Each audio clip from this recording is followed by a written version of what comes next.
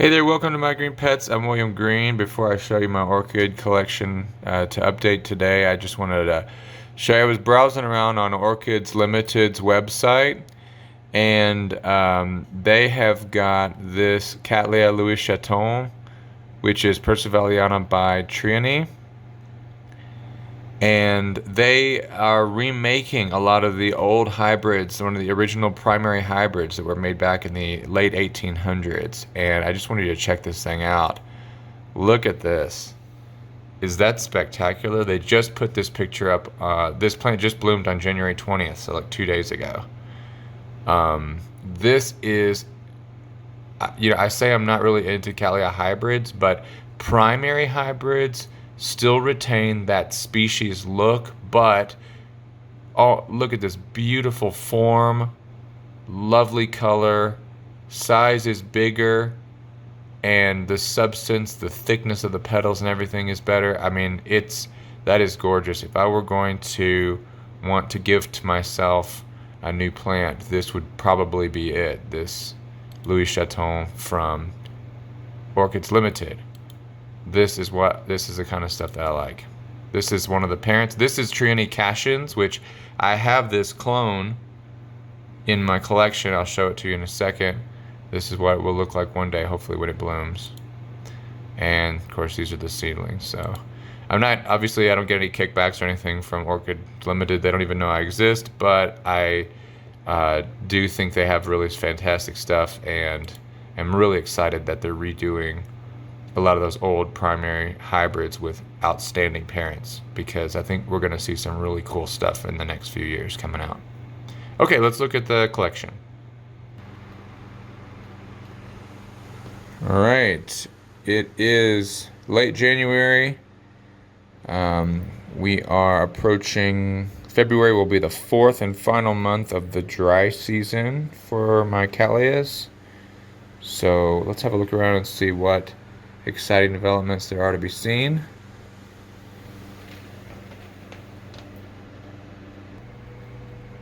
So for the past few weeks, growth has been the story, and it looks like on several of the Cattleyas, the growths are starting to really get serious now. Look at this one. This one I would estimate to be only a couple months from blooming, if that is going to be a blooming growth. It's not far along. You can see the main leaf has started to push out.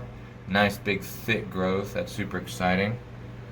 Right in front of it we have Mayu, my awarded Cattleya Rex. You can see the three nice big growths on Mayu, and they're just starting to turn upward, and you can see just the tips of the leaves starting to poke out there.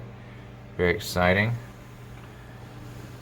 This was the plant that was kind of wonky. It put out a growth in like October, November, and then it stopped, and then it started again, and then last week I accidentally broke off the twisted leaf that was sticking out, and so that's broken off. But now right behind it's another growth, and lots of roots coming out of that previous growth, so hopefully this next growth will be nice and strong and have no weird issues. Another one here turning upwards. You know your Cattleya growths are doing okay when they don't need to be staked, when they grow straight up, nice and firm. They don't need any kind of, you can buy the wire thing to kind of hold them all together, but they should be able to stand up on their own. One of my favorite Rexes is this one. This is Inti. Inti has a seed pod.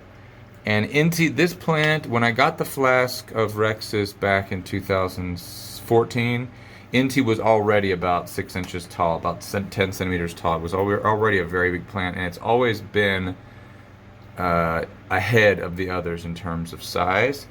But Inti has started to grow. You can see the growth down there starting, and it looks like there might be another one on the other side too, but I'm not sure about that. So excited about Inti. I have bred with Inti twice already. The first time Kia was used as the pollen parent, and then this last year Mayu, the awarded clone, was used as a pollen parent. So lots of babies already from Inti, and hopefully you're going to get a lot more. Inti so far has the largest and nicest flowers of any of the seedlings, so I want to breed with her as much as I can. So I was showing you Trini Cashins a little bit ago. This is my clone of Cashins. And Orchids Limited says they used a 4N or tetraploid clone of Cashins to make that cross that I showed you. This I don't believe is a 4N. Maybe though, it's pretty thick. But it is coming out with a nice big leaf there, and really excited about that. It's going to be another couple years before it blooms, but the goal is that eventually, within a few years, I'm going to have a Cattleya collection that is constantly in bloom. Something is in bloom or in bud all the time. I'm really looking forward to that happening. Ooh, let's take a look at this labiata. This is from Christofferson, and this is a cross of two different labiatas that are kind of pale pink semi-alba. But look at that new growth. Look how wonderful that coloration is. And just really growing out nicely. Super excited about that.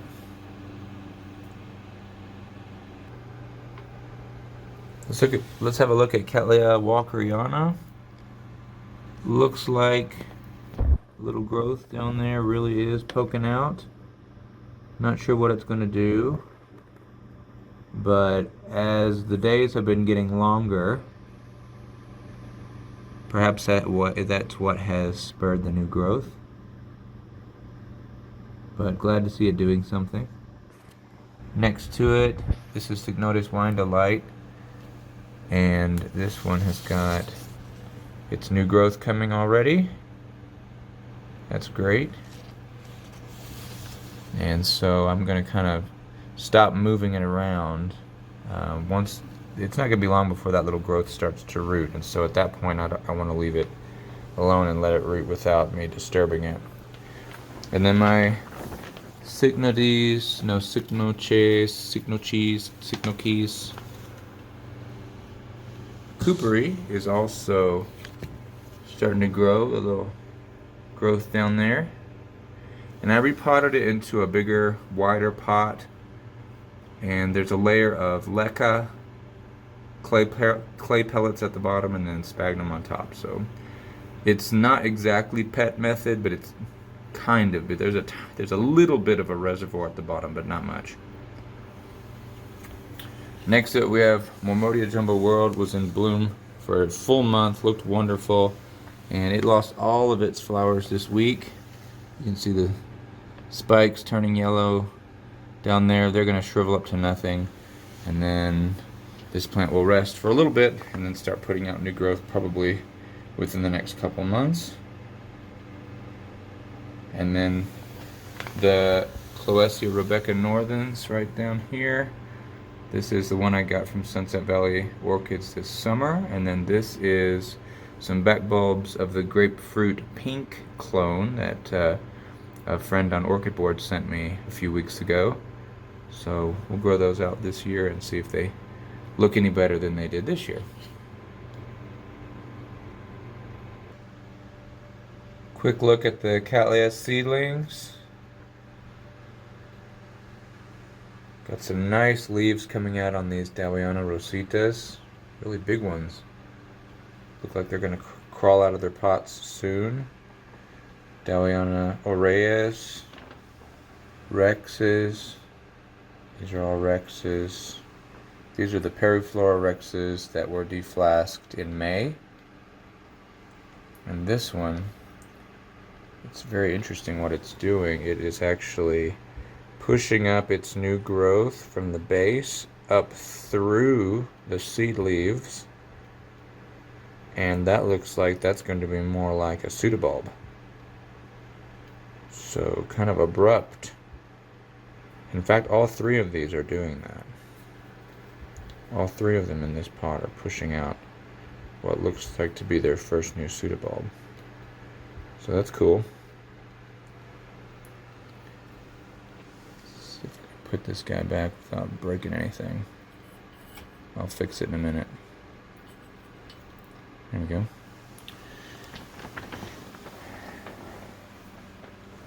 these little guys. Look how tall they're getting. They're climbing out of their pots.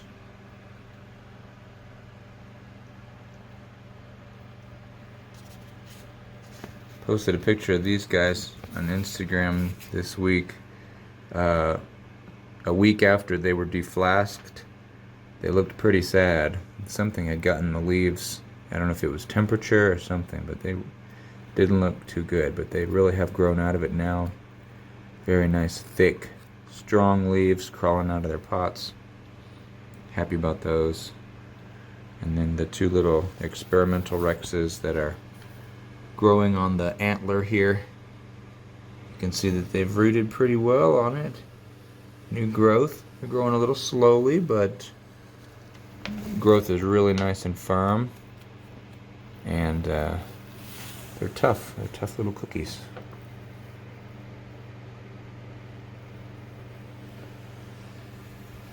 I was going to say has been a major decrease in the number of fungus gnats. There were a ton of them before, but maybe just keeping the dryer, and I don't know, maybe the mites that I bought, the fungus gnat eating mites, and I know that there's tiny little spiders hidden around in here, and of course this thing helps a lot. This thing's covered in fungus gnats now, so you know, I see a couple here and there, but not like there were.